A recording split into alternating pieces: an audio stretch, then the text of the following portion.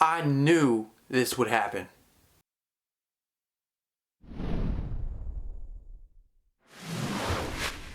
For years, the NBA and known associates, I'm talking about UT&T, have been pushing SJW nonsense. And it's one of the main reasons I haven't been watching the NBA All-Star Weekends for the past several years. Ever since this guy showed up, every single year, without fail, there is something new and improved about All-Star Weekend. Now I get it, you're trying to be more efficient, you're trying to maximize your time, you're trying to figure out a better way to do things, but stop changing everything. Stop changing every single thing. I used to watch All-Star Weekend back when it was East versus West. I don't know why they changed it. Who cares? Why do we need to have team this person versus team this person? Why does it have to be that? Why? One of the main reasons for not changing every aspect of All-Star Weekend is so that you can look at competitions 10 years ago, 20 years ago, and compare the scores. Now they're not even comparable because so much has changed. It's ridiculous. On top of all the nuanced changes, and that's not really what this video is about, but on top of all that, the judges for the dunk contest get worse every single year without fail. This year, only 2 out of the 5 judges who were judging the dunk competition actually played in the NBA and could perform decent dunks. These were the other 3 judges for the dunk contest. Give it up for activist, actor, rapper, writer, and Chicago Sun, EGOT. Common, who for some reason wants to be referred to as an activist.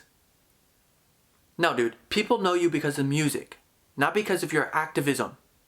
Candace Parker from the WNBA, whose best dunk is this.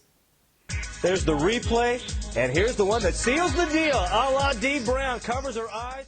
And we have actor Chadwick Boseman, who doesn't even know what's going on. Oh yeah, and Black Panther, Chadwick Boseman. I mean, honestly, he's standing next to Scottie Pippen, and he doesn't even look excited. Here's why I have such a big problem with this. Judges for a competition should be experts in their field.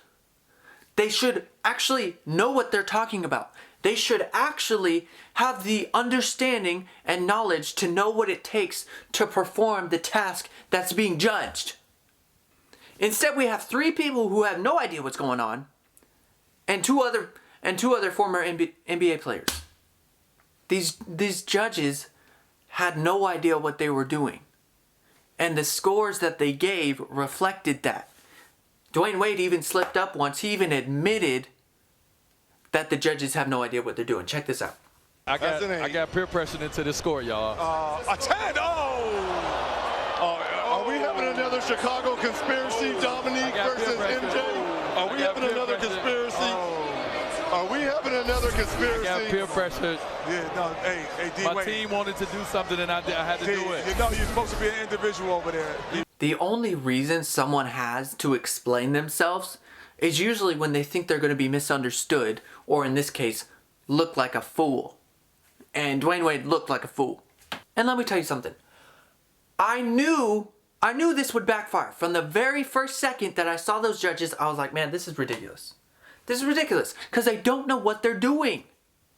Aaron Gordon jumped over the tallest player in the NBA. He's going to dunk over Taco. If he dunks over Taco, yes! Dunk over Taco. Yeah. Dunk over Taco. Dunk over Taco. It's Taco Tuesday.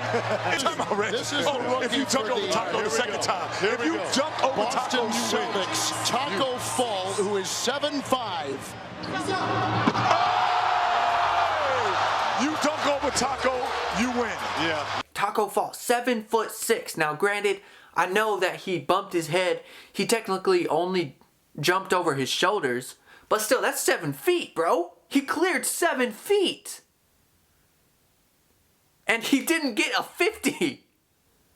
What are you doing, judges? You gave this dunk a 50. He went into it. He was focused. He was locked in. But really. Look at the power, though.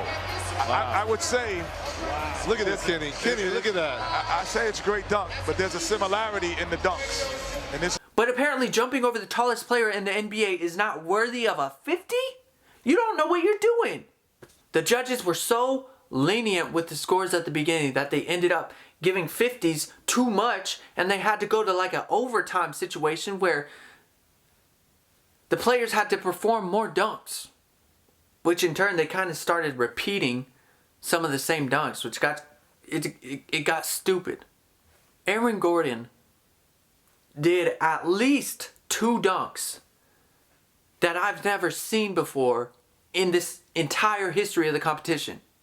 But the judges, being the fools that they are, gave the competition to Derrick Jones Jr., who won by dunking a step inside the free throw line, something that's been done several times.